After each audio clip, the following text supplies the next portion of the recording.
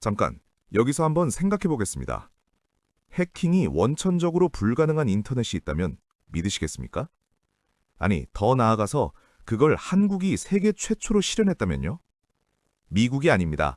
중국도 아닙니다.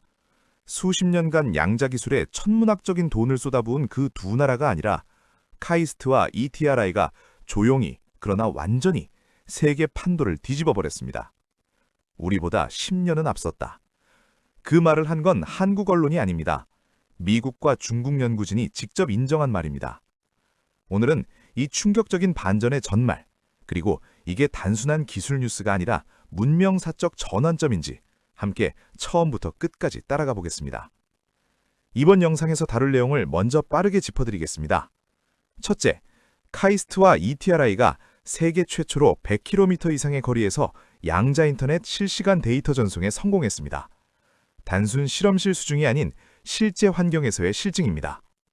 둘째, 이 성과가 왜 해킹 불가능인지, 그리고 그게 왜 전 세계 군사, 금융, 외교 판도를 바꾸는 일인지 설명해드리겠습니다.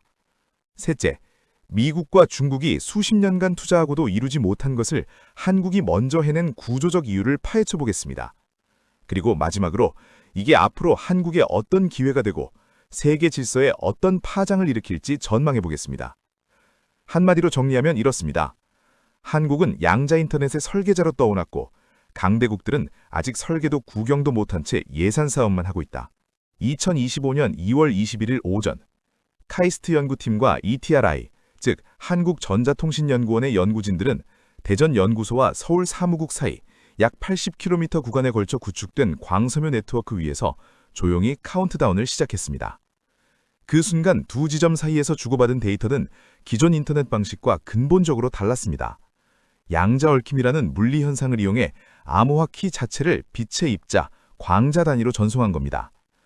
이게 왜 혁명적이냐면 기존 인터넷은 데이터를 암호화해서 보내는 방식이라 충분한 컴퓨팅 파워가 있으면 이론상 언제든 뚫릴 수 있습니다. 하지만 양자 통신은 다릅니다. 광자를 누군가 가로채는 순간 그 광자의 상태가 바뀌어버립니다. 즉, 도청 시도 자체가 자동으로 탐지되는 구조입니다. 해킹이 물리법칙 수준에서 불가능한 겁니다. 카이스트 측 발표에 따르면 이번 실증에서 전송거리는 100km를 넘겼고 오류율은 상용화 기준치 이하로 제어하는 데 성공했습니다. 이건 단순히 전송했다가 아니라 실제 망에 쓸 수 있는 수준을 증명했다는 얘기입니다. 미국 MIT 양자공학 연구팀 관계자는 이 결과를 접하고 우리가 목표로 잡은 2035년 로드맵보다 최소 10년 앞선 성과라고 평가했습니다. 중국 측도 비슷한 반응이었습니다. 수십억 달러를 양자 기술에 쏟아부었고도 정작 실외 실증에서 한국의 선수를 빼앗긴 겁니다. 결국 이 대목의 핵심은 이겁니다. 기술 패권은 예산 규모가 아니라 실증 타이밍이 결정한다. 그런데 이 기술이 단지 빠르고 안전한 인터넷 정도의 얘기일까요? 천만에요. 이 기술이 건드리는 판이 얼마나 큰지 지금부터 보여드리겠습니다. 솔직히 말해서 일반 시청자 입장에선 이런 생각이 드실 겁니다. 양자 통신이 대단하다는 건 알겠는데 나랑 무슨 상관이야? 맞습니다. 당장 여러분 스마트폰에 양자 인터넷이 깔리진 않습니다. 그런데 이게 상관없다고 생각하신다면 조금 다른 각도에서 생각해 보겠습니다. 지금 이 순간에도 세계 각국의 군사 기밀 통신, 국가 간 외교 전문, 그리고 수백조 원이 오가는 금융 열재망은 모두 암호화된 인터넷을 타고 흐르고 있습니다. 그리고 그 암호들은 이론상 모두 언젠가 뚫릴 수 있는 암호입니다. 미국 NSA도 중국 사이버 전부대도 그리고 수많은 해킹 조직들이 노리는 게 바로 이 지점입니다.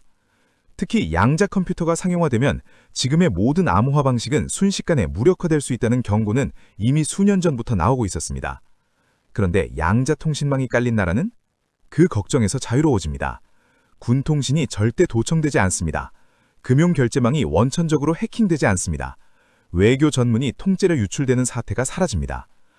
이 맥락에서 보면 한국이 세계 최초로 실외 100km 양자 통신을 실증했다는 건 단순한 기술 보도가 아닙니다. 사실상 21세기 국가 안보 인프라의 표준을 한국이 먼저 세운 겁니다. 미국이 자국 군통신망의 양자 암호화를 위해 배정한 예산이 10년간 수조 원이 달합니다. 중국은 위성 기반 양자 통신 실험에서 일부 성과를 냈지만 지상 광섬유 기반 실용화에는 여전히 난관 중입니다. 그런데 한국은요? 예산도 인구도 영토도 훨씬 작은 나라가 지상 광섬유 기반 실시간 전송이라는 가장 현실적인 방식으로 가장 먼저 선을 넘어버렸습니다. 이쯤 되면 기가 막힐 게 당연합니다. 양자통신 시대의 국가안보는 이제 미사일 개수가 아니라 통신망의 질이 결정한다. 그리고 그 질의 기준을 한국이 먼저 제시했다. 자, 그럼 여기서 자연스러운 질문이 생깁니다.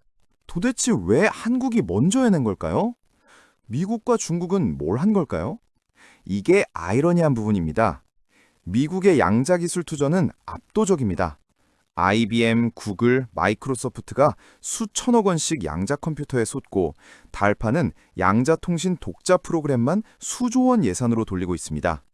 중국은 어떻습니까? 2016년에 세계 최초 양자통신 위성 묵자를 쐈고 베이징 상하이 2000km 양자통신 간선을 구축했다고 대대적으로 발표했습니다. 그런데 이 두 나라 모두가 한국에 뒤처진 이유가 뭘까요? 사실 여기엔 규모의 역설이 있습니다. 미국은 양자기술의 방향을 두고 IBM 진영과 구글 진영이 각자 다른 방식으로 개발을 진행하고 있습니다. 양자 컴퓨팅에 자원이 집중되다 보니 상대적으로 양자통신 실용화는 후순위로 밀렸습니다. 게다가 실험실 성과와 실외 실증 사이의 간극을 메우는 과정에서 관료적 예산 심사가 발목을 잡았습니다. 중국의 경우는 조금 다릅니다. 위성 기반 양자통신한 성과가 있었습니다만 지상 광섬유 기반 장거리 실시간 전송에서는 오류율 문제를 극복하지 못하고 있었습니다. 특히 도심 지역의 광섬유 품질 편차 문제가 발목을 잡았고 실용화 수준의 안정성 확보에서 번번이 막혔습니다. 반면 한국은 어떻게 했을까요? 카이스트와 ETRI는 처음부터 실외 실증 가능한 조건에 집중했습니다. 화려한 발표보다 현장 적용 가능성을 기준으로 삼았고 서울, 대전이라는 실제 지리 인프라 조건에서 검증을 거쳤습니다. 한국의 세계 최고 수준 광통신 인프라가 이를 뒷받침했습니다. 5G 세계 최초 상용화, 세계 최고 수준의 광섬유 보급률, 이 기반 위에서 양자통신 실증이 가능했던 겁니다. 솔직히 말해서 수조 원을 쏟은 나라들이 기가 막히게도 수십 년간 쌓아온 통신 인프라 덕분에 앞서 나간 나라에게 진 겁니다. 돈보다 기반이다. 미래 기술은 현재의 인프라 위에서 꽃 피운다. 그렇다면 이 성과가 이제 한국에게 어떤 실질적 기회로 이어지는지 지금부터 본격적으로 들어가 보겠습니다. 역사는 반복됩니다. 1990년대 후반 인터넷 표준을 장악한 미국 기업들이 이후 수십 년간 구글, 아마존, 메타라는 이름으로 전 세계 디지털 경제를 사실상 지배했습니다. 2010년대 LTE와 5G 표준 논의에서 중국 화웨이가 초기 주도권을 잡으려 했고 전 세계가 긴장했습니다. 이제 양자 인터넷의 시대가 옵니다. 그리고 그 표준을 먼저 실증한 나라는 한국입니다. 여기서 표준이 왜 중요한지 잠깐 설명드리겠습니다. 기술은 표준이 정해지는 순간부터 그 표준을 만든 진영이 특허료를 받고 장비를 공급하고 유지보수 시장을 장악합니다. 5G 관련 국제 표준 특허에서 한국 기업들이 상위권을 차지하며 수천억 원 규모의 라이센스 수입을 올리고 있는 것처럼 말이죠. 이번 양자통신 실증 성공은 국제전기통신협, 유럽 표준화 기구 등에서 진행 중인 양자통신 국제표준 논의에서 한국의 발언권을 비약적으로 높여줄 겁니다. 실제로 ETRI는 이번 실증 결과를 기반으로 국제표준 문서 제출을 준비 중이며 이미 미국과 유럽의 표준화 기구들에서 한국 측 발표 요청이 들어오고 있다는 보도가 나오고 있습니다. 기억하십니까? 5G 때 미국이 화웨이를 전 세계에서 퇴출시키려 그렇게 애를 쓴 이유가 뭡니까? 기술 표준과 장비 공급망을 중국이 장악하면 안보와 경제 모두 종속될 수 있다는 공포 때문이었습니다. 양자 인터넷 시대에도 똑같은 논리가 적용됩니다. 그리고 지금 그 주인공 자리에 한국이 올라가고 있습니다. 먼저 실증한 나라가 표준을 쓰고 표준을 쓴 나라가 시장을 먹는다. 이 흐름이 지속되기 위해 한국이 지금 어떤 과제를 안고 있는지 마지막으로 냉정하게 짚어보겠습니다. 이쯤 돼서 냉정해질 필요가 있습니다.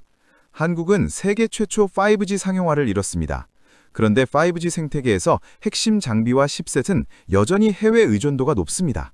세계 최초 타이틀은 얻었지만 그 타이틀 위에서 쌓아 올려야 할 생태계 구축에선 아쉬운 부분이 있었던 게 사실입니다. 반도체도 마찬가지입니다.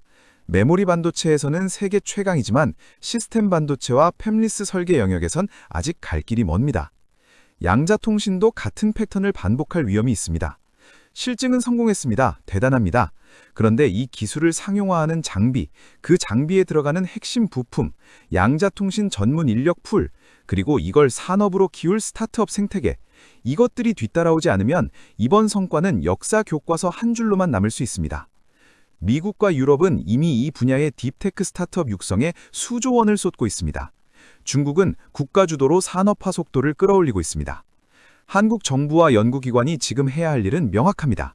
실증 성공에서 표준 선점으로, 표준 선점에서 장비 소재 국산화로, 그리고 장비 소재 국산화에서 글로벌 시장 점유율로 이어지는 연결고리를 끊기지 않게 이어가는 것입니다. 세계 최초 타이틀은 출발선입니다. 결승선이 아닙니다. 역사는 첫 번째 발표보다 두 번째, 세 번째 후송 조치를 더 오래 기억합니다. 자, 오늘 내용 정리해 보겠습니다. 2025년 2월 21일 카이스트와 ETRI는 세계 최초로 100km 이상의 거리에서 양자 인터넷 7시간 데이터 전송에 성공했습니다. 해킹이 물리법칙 차원에서 불가능한 통신망. 미국과 중국이 수십 년간 수조 원을 쏟고도 이루지 못한 것을 한국이 실용적인 지상 광섬유 방식으로 먼저 달성했습니다. 이 성과가 말해주는 건 단순히 한국 기술 대단하다가 아닙니다. 기술 패권의 지형이 바뀌고 있다는 겁니다. 냉전 시대에는 핵무기 숫자가 국력이었고 20세기 말엔 인터넷 플랫폼 장악력이 국력이었습니다. 그리고 지금 21세기 중반을 향해 가는 이 시점에서 양자 통신망을 먼저 깔고 그 표준을 먼저 쓴 나라가 외교, 안보, 경제의 핵심 인프라를 손에 줍니다. 한국은 지금 그 출발선에서 한 발 앞서 나갔습니다. 문제는 이 걸음을 계속 이어나갈 수 있느냐 합니다. 정부의 지속 투자, 인재 양성, 산업 생태계 구축이 이 한 발의 선두를 10발, 100발로 늘릴 수 있습니다. 반대로 지금 이 타이밍을 놓치면 또다시 선점 타이틀만 갖고 시자는 빼앗기는 패턴이 반복될 수 있습니다. 오늘 이 영상이 단순한 기술 뉴스가 아니라 한국이 앞으로 어떤 방향으로 가야 하는지를 생각해보는 계기가 됐으면 합니다. 끝까지 시청해주셔서 감사합니다. 오늘 내용이 도움이 되셨다면 좋아요 한번 눌러주시고 앞으로 이런 기술, 경제, 패권 이야기들 계속 다룰 예정이니 구독도 잊지 말아주세요. 다음 영상에서 또 뵙겠습니다.